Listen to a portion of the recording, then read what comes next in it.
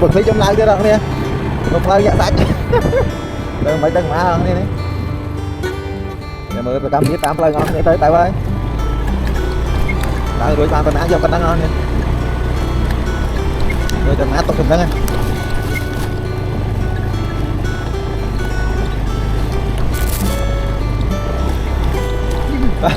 đấy mấy ơi thôi biết ố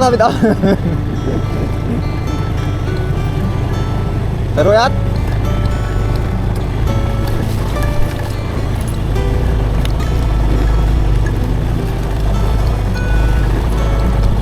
nhập lấy làm việc lấy